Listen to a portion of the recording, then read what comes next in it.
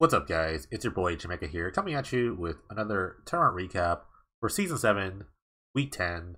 The Sunday tournament was won by Dusty Justice piloting Abzan Constellation. Kind of a new deck on the block here.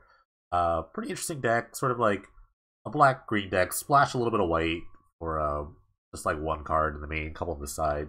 But basically, it's a deck just based around, the enchantment creatures from the Theros block. And some cards have Constellation, things like that. So let's just dive right into it. Mana base, 23 lands. Sort of a Abzan mana base. Sunset Citadel is one of the tri-lands that we do have here. Evolving Wilds with a bunch of like swamps, plains, forests.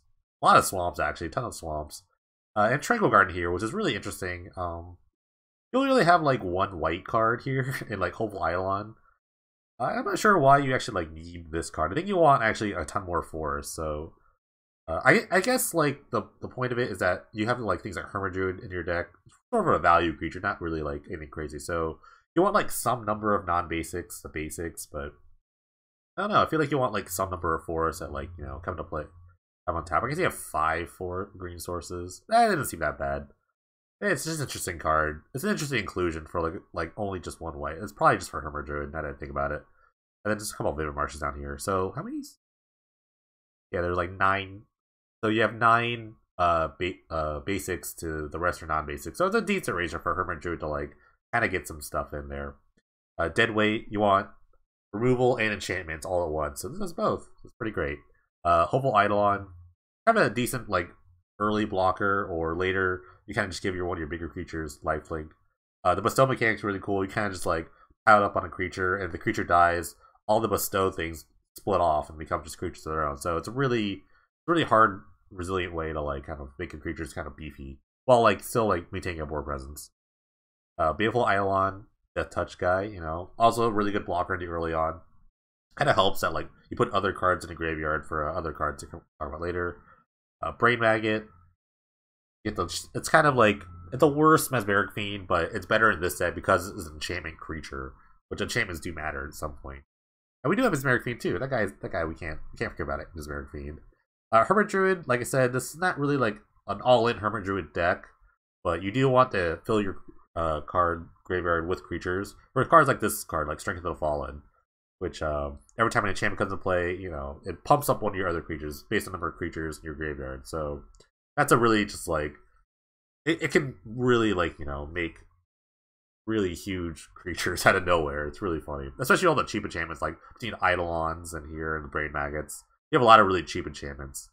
Herald Torrent, pretty much probably the best bestow creature, I would say. Just +2/+3 and flying, and then but you lose a life every turn, which really not that bad, but I think that's really good. Night Howler is also pretty great, especially if you have a Hermit Druid going. One of my favorite cards here, but it counts all graveyards. You have to remember that too, so that's pretty neat. Benefaction does double duty. It will find an enchantment and a creature, so basically it's like a divination for the most part. Also, you're just putting cards in your graveyard, which is really important for this deck. Necrotal, not an enchantment, but it's okay. He's good enough. He's a good enough guy. We'll accept him here. Then Doomwake Giant, probably the best Constellation creature. Just kind of wipes your opponent's board, and like I said, you have tons of enchantments. So it's no surprise to get multiple triggers here.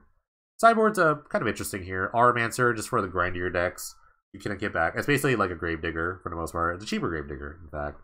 Light of Day is the most interesting card to me because most of your creatures that want to attack are black. So this kind of just shuts off your entire deck too. I mean, I guess you could like beat down with like Hopeful Eidolon or a Hermit Druid or something like that. So it's a really interesting card. But I guess the zombie matchup is that bad that they had to have this card. But who knows? I'm not really sure. I'm sure there's other options there. Age of Erebos does double duty again. 1 is enchantment, 2 it nukes graveyards. That's really important. That's pretty dope. Seal Primordium, enchantment, 1. Disenchant, 2. And Evolved Mysteries again for the grindier matchups.